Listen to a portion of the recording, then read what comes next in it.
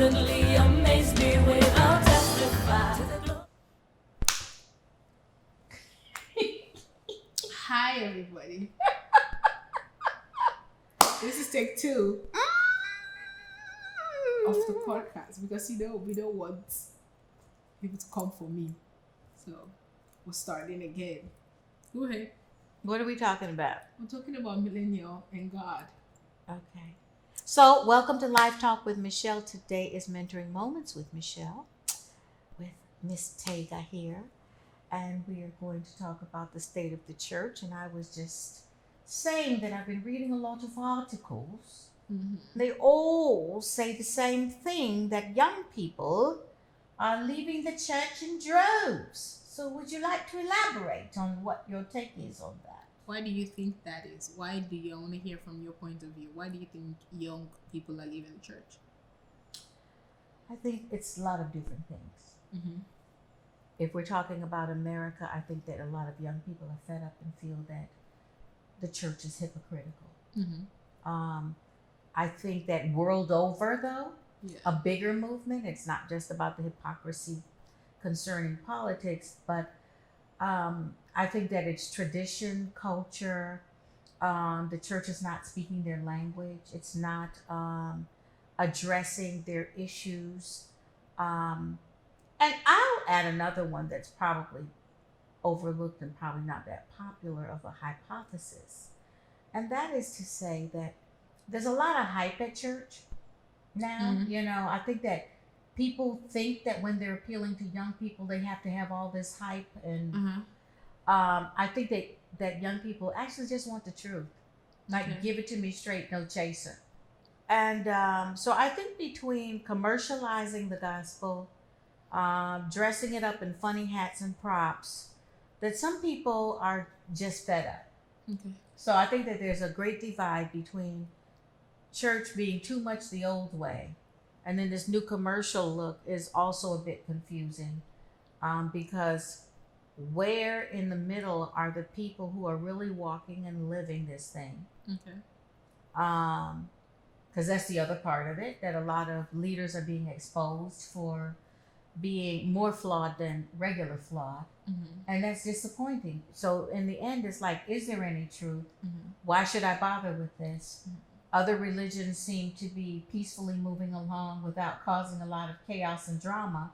Mm-hmm. So maybe this is not for me anymore. Okay. There's some.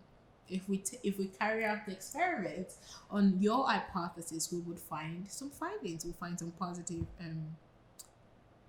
outcomes from what you said. But I wrote down my points because when she said, I want to talk about millennials and God, I was like, oh, millennials and God? Oh, why you want to attack us with Jesus? Oh my God. No, I didn't want to attack you. I just want to know how you really feel about church, how you really feel about God. I know, I'm just kidding. Yeah. Anyways, the first reason Mm-hmm. that I think we're leaving the church is the restriction of the full expression of our flesh. I would say that I would expand on that.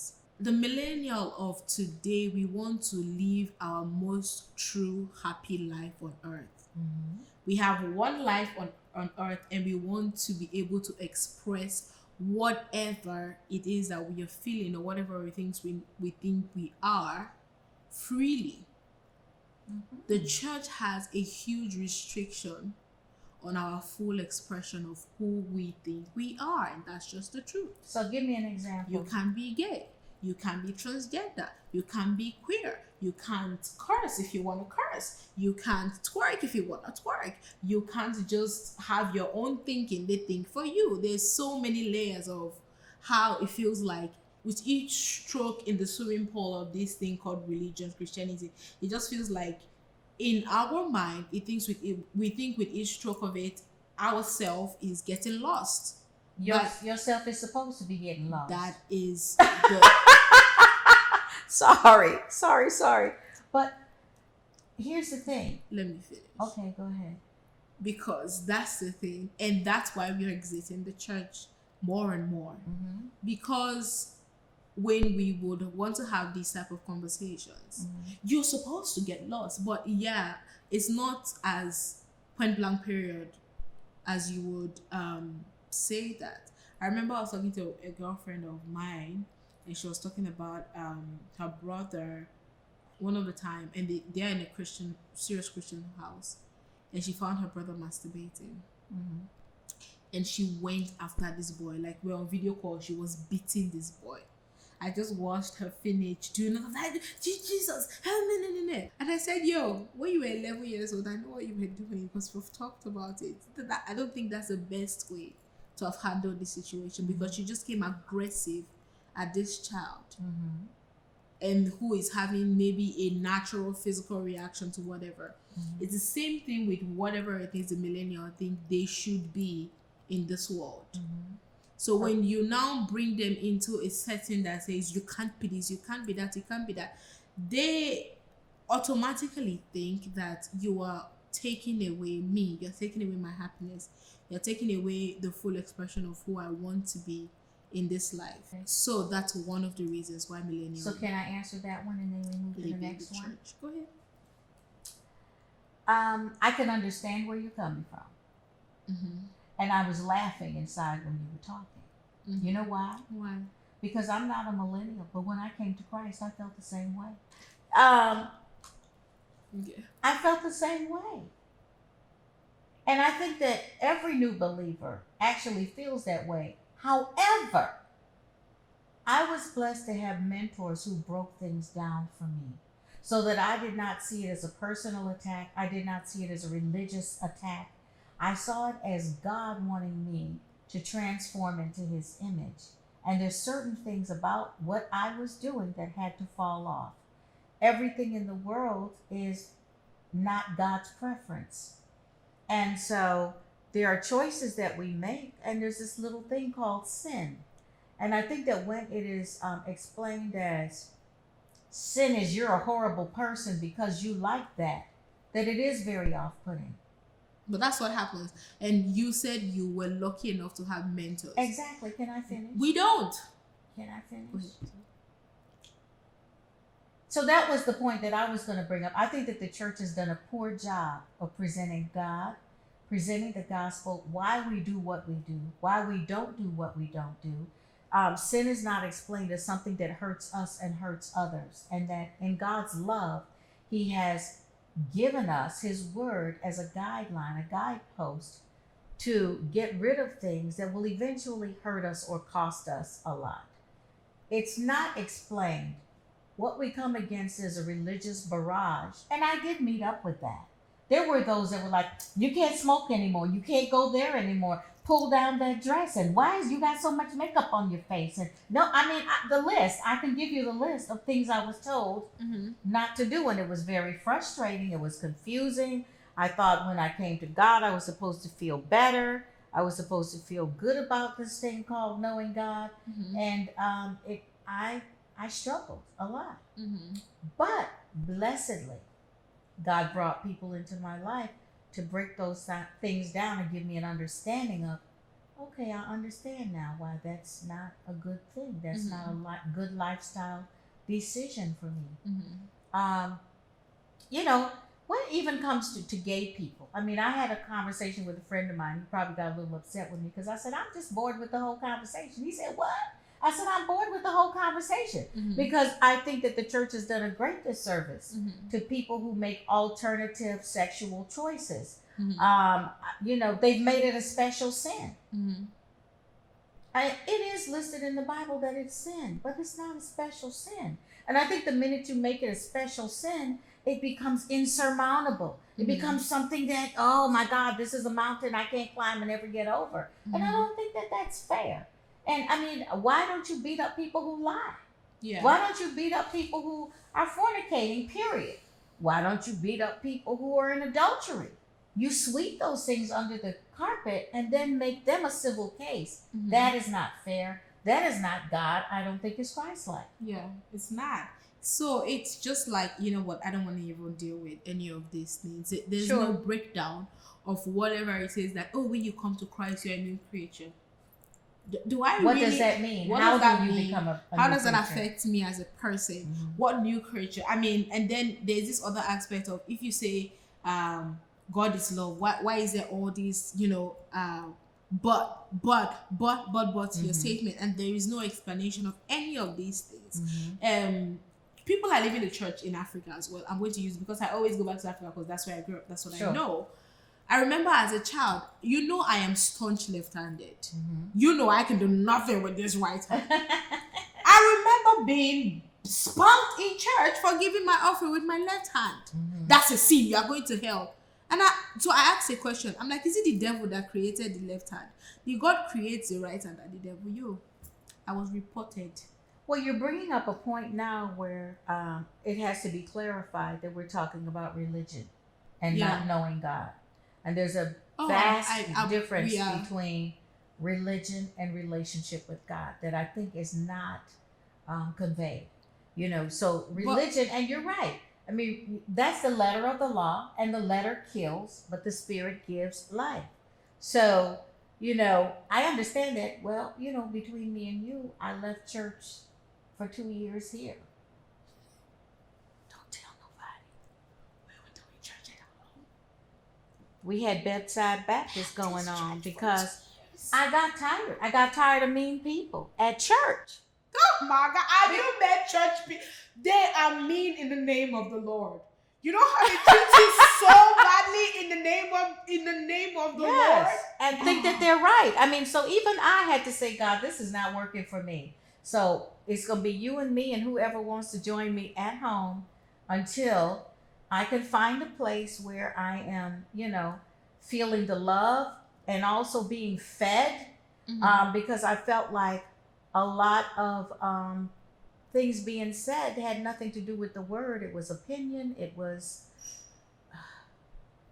I don't know. Yeah. I just want to get back to a place of sound theology where the word is broken down practically and in a state of relevance.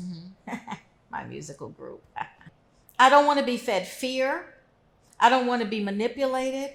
I don't want to feel like I'm in a plantation where I'm living to go to church now instead of going to church to get life to live. So I will bring up another point why we don't want to be in the church anymore. For me, when I start talking about this thing, I get so passionate. I hate when they serve pastors. I can't. The pastor is not my father. Daddy, papa, that. I'm like, sir, my father is late. Except I decide that this, and I feel that I have men whom I met through you, two of them that I felt like, I can have that type of fatherly figure in my life. And then those are the only two people I'm going to call dads that are pastors. But it's not my papa. It's not my daddy. My father is dead. The idea of worshiping the pastor in church, it's very off-putting to us. Highly, extremely, I cannot stress it enough how off-putting it is to us. Especially in the black church. I don't know, the white church, I've talked to my African-American friends, they also have that type of experience where we are serving pastor instead of God. And if you are in Africa... Say that again? In most of our churches, we serve the pastor instead of God. You'll be having a conversation with somebody about the Bible, and they're like, but my pastor said, "Boy, what does the word say?" Yeah. Not what your pastor said. Yeah. Your pastor sometimes can be myopic in his opinion and his thinking. Yeah. Maybe not by any fault of his, maybe from his background or whatever. The pastors are human beings. But we have elevated the pastor to this point of sacredness, which you should. And then they use the scripture a lot. Do not touch my prophet. Touch not my anointed and do my prophet no harm. Yeah. That's the one they used to get you, where you want to question what the pastor is saying or what the pastor is doing. And we are raised by you people who gave us the liberty to think for ourselves, because you didn't get that opportunity to. So how do you raise people and you want us to think for ourselves, but when we want to question something, we're shut down? Who would exit that environment? Okay, I get it. So that's another reason. And then you said something about religion and God. That is a gray area for me, and I think it's catch-22, and I always have this conversation because right now we're pushing the agenda of break past religion and know God for yourself. It has given us the liberty to interpret God however we want to interpret God. Yes. Which is not true. Which is not true. So we have that millennial Christian who have broken away from the church and interpreted God however they think the personal revelation of whatever it is God looks like to them, and that's where the new age But you know, things come in and all it of that becomes stuff. a chain reaction though, because I think it even starts in your home. It's very subtle. I mean, I think the enemy has done a beautiful job with this.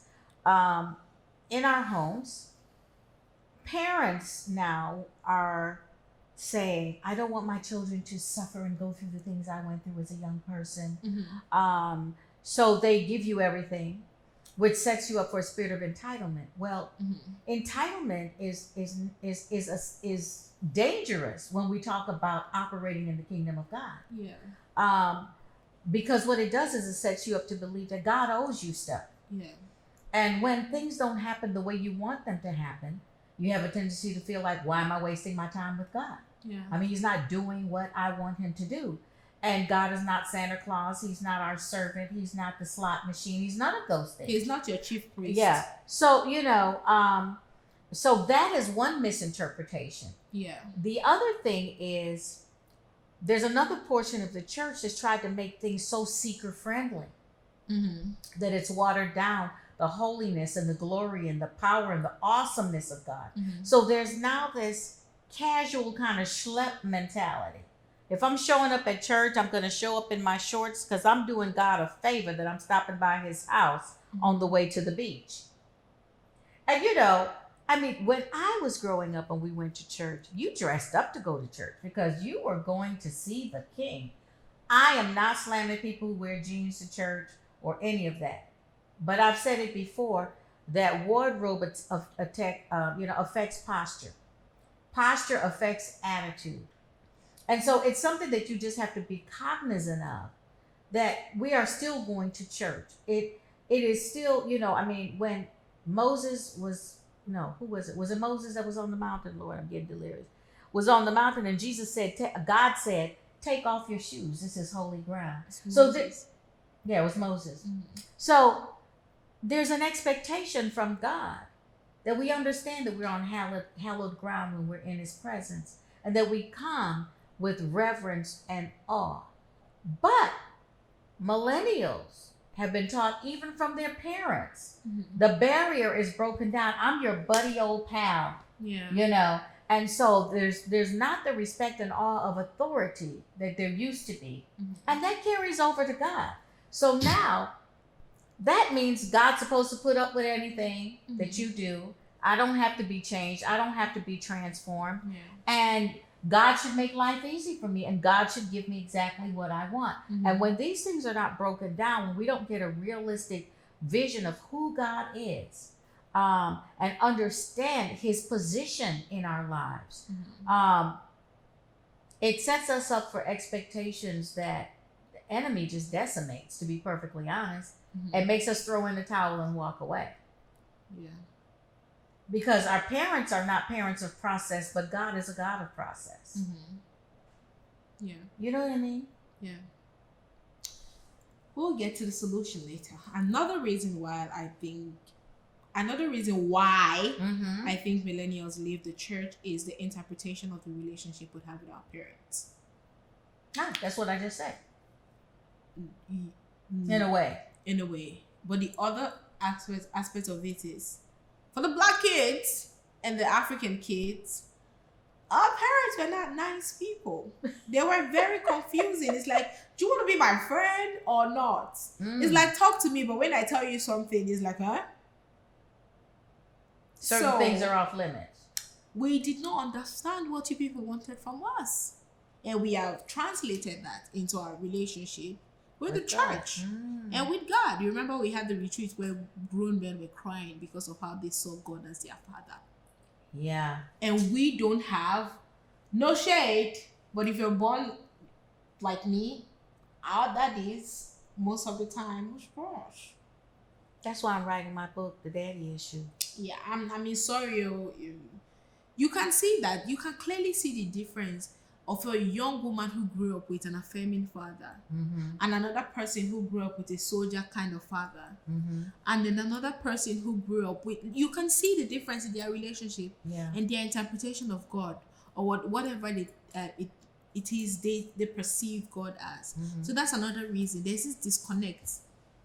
Well, and that came out. We had a retreat with Relevance people, and I asked them the question, how do you see God as Father?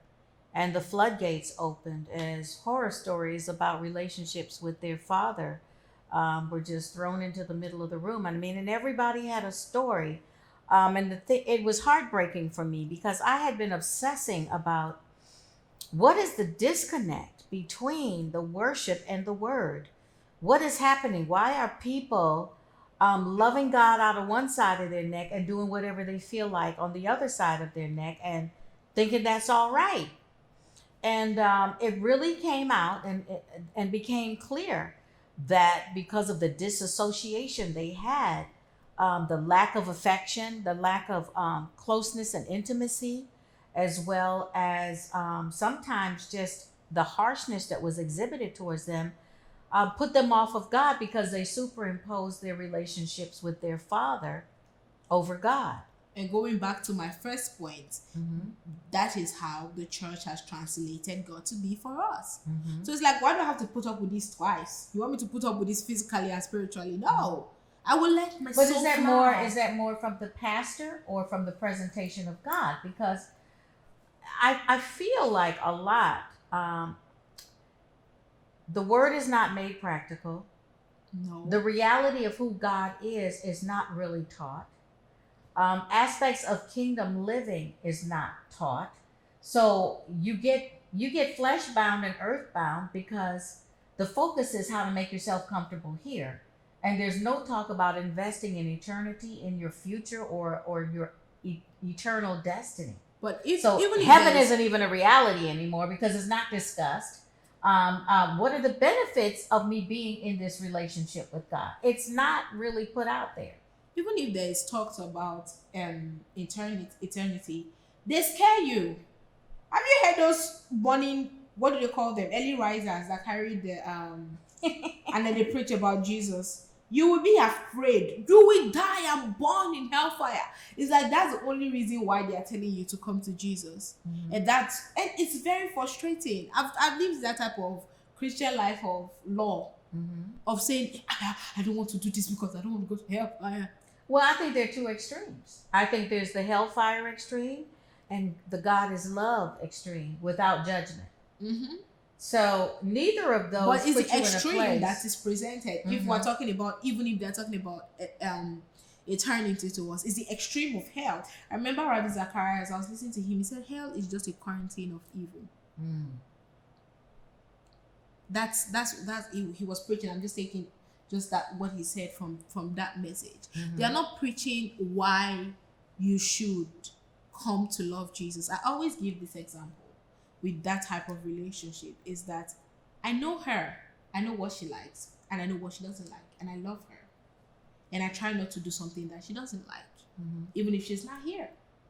So if you come to me and say, TEGA, let's do so and so and so, and I know she's not gonna like it, bro, I'm not doing it. There's no two ways about trying to convince me to do it. I'm not gonna do it. I'm not doing it. I'm not saying no because I'm afraid of you. Right. I'm saying no because I love you. But the presentation to millennials is to be afraid of God, which you should be.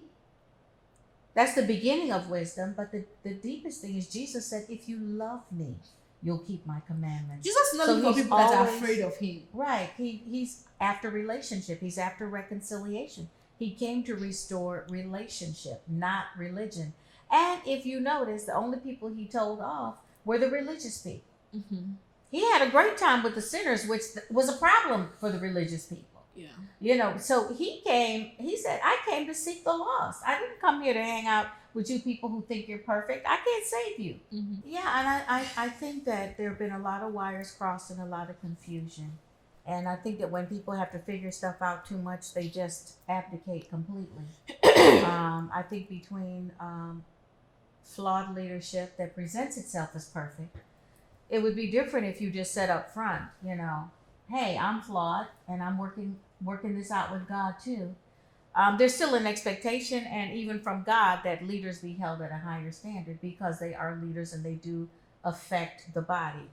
But transparency in that Mhm. is needed. Yes. When there is transparency in the leadership, you are even able to hold the leader to a higher standard if they're telling you whatever it is they're about. This divide, and it's not happening in 2020. Nobody cares about somebody that will come and talk at you and talk at you and talk at you, and there's no relationship, there's no knowing. That's not going to work for us. We're not doing it anymore. If you don't want us to know you and work in partnership, then bye. And I have reacted that way even as a Christian woman, that to a tiny little bit, I just know the Bible. I have rebelled against authority that want to talk at me. You know I don't like being talked at, number one. I know. You don't have to scream so loud. But the thing is that there does need to be an adjustment in attitude towards authority. But I think what has happened is that authority has been so abused that it makes it difficult to submit to authority. But we are called to submit to authority. And that's something that we have to really check our heart condition about. You know, where is it coming from? Where is my unwillingness to submit to authority really coming from? What is my fear? Where is my anger? Am I superimposing an abusive situation from the past over the present in an arena where I now have trusted authority? You know, these are things that we have to look at within ourselves. And there's an understanding of why there's a knee-jerk reaction to authority. However, for your own safety, there has to be a healthy attitude towards it. Another reason why I think millennials are leaving the church, I'm speaking, most of our audience are Black people. I'm speaking because we are now woke millennials. And the idea of white Jesus is not sitting well with our spirit. The idea of white religions and everything, they tell you, oh, man wrote the Bible. That's one way we say, oh, this is human beings wrote what you're telling us to live by. What makes you think that it was what makes you think that it's perfect, what they wrote for us to live by? They have presented Jesus to us as white. All the Jesus Christ movie we see is a white man. But is that in the Bible? But is what you how are we supposed to know? See, this is my issue. Like, I was talking to a friend of mine, and he's a white guy, and he has, you know, he said, I left Christianity because, you know, Jesus is not white, this and that. He's a white guy. Now, and I said, okay. I said, but I don't think that you can say that you left Christianity because you're one of the most Christ-like people I know. The word Christian means small Christ, imitator of Christ. So that doesn't have anything to do with institutionalized religion that decided to make Jesus this lily white person. And Jesus was Jewish, so he didn't look like a white person. The Bible describes him with bronze skin and woolly hair. So, you know, I actually, in my mind, I see Jesus as a hybrid of us all. And that when you look at him, you can't tell. Just like when you look at a mixed person, you don't know if they're white, you don't know if they're Black. But he was Jewish. Well, that's the truth of what we know, but that's not what is being presented to us. Right. But I'm just saying that it's we have to be careful about taking what men say versus what the word says, because then you're throwing out the baby with the bathwater, and God is saying, what does that have to do with me? That's not what I said. You know, so, and that becomes the challenge to millennials, to know the word of God for themselves, to hermeneutically look at the scriptures, not just cherry pick different scriptures to, you know, champion a specific thought process, but understanding who God is. Yes, he is love, but he's also holy. Yes, he wants to save us at any cost, but he has standards. Yes, there's a hell that some of us will go to, but it's our choice. He's not sending anybody there. It's not his desire for anyone to go there. So I think that we've got to get back to breaking down the word in ways that are applicable, understandable, relevant to where we are, but also keeping the reality of who God is in the right perspective, because there is this tendency to want to be casual with God, and that does not stand up to his standard either. So the whole idea of going back to white Christianity, right? Mm-hmm. You know, most millennials take the journey back to their self, try to find who they are and whatever they are. But now to the white And- folks, Jesus being white is okay. You need to understand that part now. Jesus So ain't you're white. talking about people of color Yeah, that's are what I'm having saying. People- a problem That's what I'm with saying. Jesus being not a person of color That's what I said. or I'm being like the sold black as people. a person. Okay, all right. I said okay. that. I said All the right. black people. Okay, let's just be clear. Be clear. You know, go rewind back to what I said. I said the black You people. learn how to do that one day. Okay, I can't do it. Okay. Anyway, I can't do it. She's West Indian and Ghanaian, and you can't roll your tongue. That's so weird. Anyway, But so go ahead. the idea, I'm speaking to most of our audience. Mhm. The journey back to ourselves take you through the whole ancestral lineage and ancestral ancestors and where we come from and da, da, da, da, da. I remember I've asked you before, how do you think God will judge my great grandfather who did not know anything about Jesus? How do you Who's- know he didn't? Huh? Because they served tree. My own family, for example, I heard we used to serve dwarfs. Sorry, they don't call them dwarfs anymore. Little people. I heard that was the people we worshipped. You know what? In I have in a very simple answer for all of that. let me finish. Okay. So in the journey of understanding, especially the ones that are exiting the church, the millennials exiting the church, after learning about all these spiritual things, and then white religion has told us that all we do is bad and demonic and witchcraft and it's evil, like all the bad things come from us, all the evil witches that want to kill you, that want to do this, come from us. But if you actually go back to our African ancestral belief system, they used whatever they believed in that worked for them, sometimes for good. My great grandmother, I met her. She was a medicine woman. She used to heal people. She used to heal, she used to do medicine. And she would always joke and say, Reverend Father knows her name. So when we talk to her, she's like, oh, she's going to heaven. Reverend Father knows her name. That was her interpretation. But she did what she did. But I never saw her as evil or witchcraft or whatever it is that she was doing to help people, to heal madness, help cure barrenness. Well, you know that a lot of people do a lot of good things that are filthy rags to God. But So the idea that white Christian religion has told us that every part of what it is that we are coming from is bad and witchcrafty and dark and whatever it is. Yes, if let me pause here to say, all of you that keep DMing me and asking me about African ancestral stuff, all I have to say to you is be very careful. That's all I say to people. I don't want to go back and forth with you about what is pure, what is white, and what is dark witch or whatever. I'm just telling you, baby girl, be very careful, because I grew up here and I know the spawns. well, let me interject at this point. I believe that for every age, God has been able to reach people. So you truly believe that from in the town of Cape Coast, where your ancestral Yes. are from, that worshipped stone, you know that where we are from, You know what? they have I think- so many gods in that small town. Well, here's the thing. They had many gods in Greece too, in Rome too. But people found the Lord.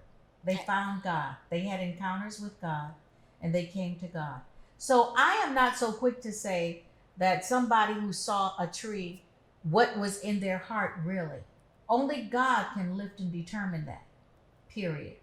So I believe, because there are stories about Indians in the jungle who had encounters with Jesus and God, you know, and all of that. So for me, God is bigger than the box that we put him in, and our interpretation of who he is and how he is to be worshiped. Now, God said, there will be no gods beside me. I will not share my glory with another. But we also know that man judges the external and God looks in the heart. So someone might be praying in front of a tree and we'll say, this person is worshiping a tree. But God looks in their heart and says, he sees me when he's looking at the tree. You understand? Yeah. So I think that when we start drawing religious lines of boxes outside of the mind of God, we don't have a clear interpretation of really what is happening. We don't know what happens when before someone breathes their last breath. We don't know if in that space between earth and eternity that Jesus gives them one last shot. We don't know that. I speaking about the experience I had. I don't want to wait to find that out. You know, I mean, I don't want to gamble. So I'm just saying that don't play with these things, like she said, because there is a dark side that's very real. There are familiar spirits that will do wonders and convince you that you've had a God moment when it's not. It's a dark moment that'll drag you someplace else. So you have to be very careful with these things. Now we are in an enlightened time. So we don't have an excuse. I believe that God makes a way for those who did not have all the access to all the stuff we have. He made a way for them. But that's not now your key to gamble your life away and say, well, maybe it'll work for me and I'll just do what I feel like doing. And we don't know. What I am saying is that God is so determined, and his word says he's not willing that any perish, that I believe that he makes a way for everyone to make a decision. And he knows and understands that people only know what they know. And they're judged according to what they know. So now you know, because the truth has been broadcast, okay? And he's still waiting for other people to get to the knowledge of the truth before he comes back. So anyway, that was a long roundabout soliloquy to say that we don't know the ultimate end of people and how God chooses to deal with us individually to make sure that we get to the right place in eternity. My final point, then you give a resolution to everything. Okay. It kind of ties to the first one, but more so the struggling Christians is the reconciling of the flesh to the spirit is a struggle. Yes. And when we have constantly done something and it's not working, I give up. I'm just done. It's never going to happen for me. There's a constant struggle between reconciling what the word of God says and how we act, and then we experience cognitive dissonance and we act out of pocket or out of whatever. But why do you all think that's special and unique to you all? Paul said, wretched man that I am, the things that I don't want to do, I do. And I do the things that I don't want to do. I mean, that is the tension of the life between the spirit and the flesh. Now, the only thing that makes that work is maturity. Again, process. Millennials are so used to instant gratification. Everything is fast. The phone is not fast enough. The computer's not fast enough. Everything's not fast enough. And life doesn't work that way. Life is a process. It is a journey. It is not a sprint. It is a marathon, which means that you build endurance. You keep practicing. And guess what happens? Over time, your muscles begin to facilitate parts of the struggle, and it doesn't feel like a struggle anymore. Of course, again, these things are not explained. When you go to church sometimes in some arenas, they're like different facets of extremity, isn't there? There's the fear extremity, and everything becomes about fear, and after a while you rebel against being fed fear. Then there's the plantation mentality that if I keep you in church all the time, you won't get in any trouble. And you're so delirious and so tired, you don't even have a chance to think about what is going on and why am I here all the time. And then there's the pep talk church, which is all motivation, which promises you benefits, that without giving you the reality of process, the fact that you're to grow, that you're to be transformed into the image of Christ, that it's only in Christ that you even know who you are and discover why you're living. That's what the word says. And so when things are not broken down in a way that is real, that is palpable, that is applicable, that makes you have those aha moments. This is the other thing, you know. I mean, I have a coach, and he teaches based in scripture, but he also understands the science and the psychology of why we do what we do. And I love when he teaches because, you know, the word says that my people are for lack of knowledge. Okay? When we don't understand the word as we should, and we don't understand ourselves in relation to the word, then we don't understand how to do what we need to do to experience this promised life and this utopia that actually won't happen till we're all in heaven. But in the meantime, I don't think that there's a realistic portrayal for millennials to say, oh, I get it. Okay. Now that I get it, I can work on that. Because that's really all you want. You want answers. Yeah. And I think that there's a big gap between what we present and real answers that are applicable to your life. Yeah. But I will make this plug for God. I will make this plug for Jesus. Because you know how I teach. And I always see the practical application. Yeah. I see the realistic approach to what God is saying. And my aim is always to make people understand. Understand the mind of God. Understand the heart of God. Understand the purposes, the character, the rationale of God. Understand God. Because when you really know him, then you love him. And when you love him, you trust him. And when you trust him, you obey him. Even if it's going against the grain of what you want, what you desire, and how you feel. You know, and there's a part of acceptance too. This gets back to the whole authority thing. My father always used to say, don't do as I do, do as I say. I hated that. Yeah. But what he was really admitting that was, in a way, he was flawed, but he knew what the right thing was to do. And even if he missed the mark, he didn't want me to. You know, so when I understand that what God is after is making me my best and most powerful self, and he's saying, if you do that, it's going to deplete your power. If you do that, it's going to rob you of that joy that you say you want. I love the Message version of the Jeremiah 29:11, because it says, I know what I'm doing, and my plans towards you are for good and not for evil, to give you the future that you hope for. So ultimately, God wants us to have the joy that we want. He wants us to enjoy life. He wants us to be fulfilled and feel good about ourselves and him and the world. But there are guidelines in order to accomplish that. And the rationale of the world flies in the face of God's guidelines. So when we understand it from that viewpoint, that, oh, God actually wants me to have the life that I really want to have, so maybe I should try life his way. Yeah. It's easier. Yeah. Yeah, I'll let you resolve, but before you do, I just want to say a few things. Number one, being a Christian is not killjoy. Right. Because we have this mentality of, oh, if you're a Christian, you can't do it, you can't. It's not a boring, it's not like you are now in this cage and you cannot experience the pleasure and the fullness God created. I mean, Eden means pleasure, right?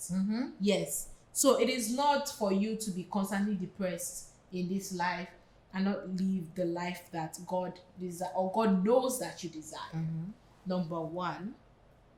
Number two, there are boundaries and rules for a reason. No matter how liberal you think you are, there are things that are put in place for a reason. You know, if this world is just haphazardly, you can do whatever you like. I mean, it's complete chaos. Nobody can live in such an environment. It will not work that way. Number four, you want 3 or 4. Number three, whatever. Okay. Number. The number. The next one is you have to have an experience. You have to have an experience of God to know who He is. Yes. That's one of the disconnects. People have not experienced God for themselves. Mm-hmm. So if you experience God for yourself, I mean, it's you can't explain it. You have to experience God for yourself to understand what we be talking about over here. The final one, and I say this all the time. I was telling my friend the other day, I'm like, see this way. Heaven is complete, set, done. Anything that is happening here is not affecting God. But what did God say? That He is, how did Jesus say it? I am complete. This is a scripture that says He is God. It doesn't need your whatever you are doing is not affecting Him one way or the other. It is for your good and it's for your benefit, even health-wise. You know what I mean? So don't take it like this is the end of life. I mean, come on, look at me. I'm fine. Anyways, and then it's like she said, it's a daily thing. Nobody is perfect. You work out your salvation daily. The last thing I wanted to say is attitude towards restriction, attitude towards correction, attitude towards, it's easier said than done, but when you constantly remind yourself that whatever it is that the church is telling you to do, I mean the right one, is for your good and is for the ultimate blossoming of your life. In that moment, don't throw tantrums. Don't rebel. Just accept whatever they are saying. Even if you may not agree with everything, take the part of it that you think is useful for your life and throw out the rest. And then just be happy. Now I'll let you round up. Give the millennial who has left church a reason to come back. We'll end with that. Or not even millennials, there are older people that there are older people. I mean, I had to take a vacation myself and just reassert, why am I here? And I'm a pastor. How about that? Even leaders can have burnout, to be perfectly honest. They can get fed up. So you're not alone in feeling that way. But I think that we all have to go back to the heart of God. We can't hold God responsible for what people do because He's given everyone free will. So if you were a liar before you came to God, you'll just be a Christian liar if you don't allow God to transform you. If you were a thief before you came to God, you'll just be a Christian thief if you don't allow God to transform you. His goal is to get us to look like Him. That was what He said in the garden. He said, come, let us make man and woman in our image. Woman was inside of man, humankind. Let's make them in our image. And He has not gotten off of that benchmark yet, that His goal is for us to look like His children. So I don't know about you, but when I first came to Ghana for the first time, people said, oh, you have to be a Hammond. You look just like your dad. And I'm asking today, are you looking like your Heavenly Father? Because that is the goal. And when you look like Him, when you walk in favor with God, you walk in favor with man. Don't confuse pastors, teachers, and other people in authority with God. God is God all by Himself. And so it's very important for us to lift and separate and prioritize what our goal is, the things that distract us away from God, and see them as distractions. But I cannot say enough. Know the Word for yourself. The Word is God. Get the right interpretation of it. Get the practical application of it. And then begin to look for God. When you have an experience with Him and you sense the reality of who He is at work in your life with an attitude of gratitude, the heavens open. I mean, things just open. Your understanding opens and you get to see another side of this thing called walking with God. I think that it is critical for every person to know God for themselves. Guess what? When you stand before Him, you will stand before Him by yourself. Your pastor will not be there. Your grandmother will not be there. Your best friend will not be there. You will be standing there giving an account of your life by yourself. What will you say? How will you explain your actions? Who will you blame it on then? Because the bottom line is going to be, God's going to say, but what did I do to you? Now, based on your expectations, you can think that He owed you something that He didn't give you. But I'm here today to tell you that he doesn't owe you anything. He's already given you everything. He sacrificed the thing dearest to him so that you could have access to him.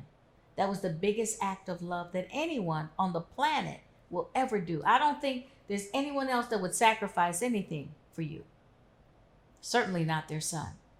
So think about it. Don't put God in the box that religion has put him in.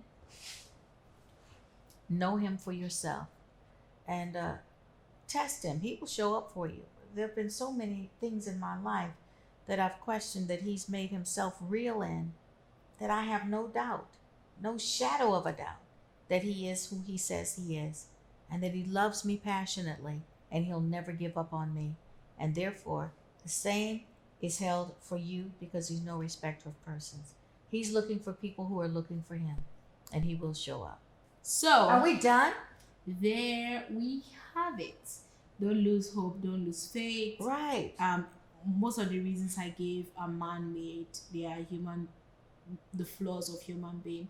And you can, except you are perfect, don't hold another person to a higher standard than you hold yourself. I have to say something else, because there was something you said and I meant to address it. What is it? This whole thing of boundaries and regulations. Every team that plays that you cheer for works within boundaries and regulations, or they won't win the game. The boundaries and regulations are actually there to assist you in winning the game, winning the game of life. So rules are good. There are people that oppress you through the rules, but that is not the purpose that God put rules in place. He put them there to actually liberate you. Even though the road is narrow, there's a lot of room on that road for the things that you still want to do and experience in life. And he wants you to experience kingdom living. And guess what kingdom living entails? Righteousness, peace, and joy. So it's his goal for you to have peace and joy too. And that comes from having right standing with him. When he approves of us, the way is open for whatever you dream about. Yeah. Well, thank you very much. Thank you, And that's the point of mentoring women, to have conversations that they don't let us have because of all these judgmental Christian mothers in church. And see, my hair didn't go on fire just once. It didn't. I just thought, that's interesting. You know what? We get to learn from them too. We need to hear what they're thinking about, because that's the only way we can answer. You can't just talk at people. You have to be empathetic. You've got to be able to hear and absorb and understand what they said. Not just hear, but really listen. Thank you. Did you feel heard? Did you feel listened to? Yes, I did. I felt listened to. Good. Please support this podcast by liking, sharing, and subscribing. We'd appreciate it very much. If you want to watch the video version of this, please go on our YouTube page or her YouTube page, Michelle McKinney Hammond, to see the video version of this. You can encourage us, by donating and sewing into our ministry. The link to donate and whatever will be in the description for you to do so. Would appreciate it very much. The gospel is free, but pushing it forward, we need money to do that. We appreciate it very much. Also, if you want to sponsor us in our podcast, reach out to us. We are open to sponsorship. We're growing beautifully. We appreciate all of the downloads and everything. So, aunties and uncles, we appreciate your sponsorship. Bring it over this way. Finally, shameless plug. She just released a new book called The Power of Being a Woman. The link to get that would be in the description as well. Would appreciate if you buy it, leave a review, and when you buy it from now until you have just a couple more days before you get a free devotional. So And access to the book club. Yep. So I will be hosting the book club, so I will be there discussing every chapter with you. So buy the book, The Power of Being a Woman. If you're a young millennial girl, I promise you most of the things you're struggling with will be resolved and settled when you read the book. It's Christmas, buy it for your family, your friends, your loved ones, and even the people you don't like. Maybe if they read the book, TEGA. you will like them. You know what I mean? So Thank you for joining us today on this very special episode of Mentor Moments with Millennials. We will see you next time. Have a good whatever day, night, Afternoon. Well, peace to you and the Middle East. That's all. Now you can go now. Wait, if you're on YouTube, before you go, click that subscribe button. Where you Go going? ahead. You know you need to subscribe, and you need to share it with some friends and tell them to subscribe. What are you waiting for? Go ahead. Do it right now.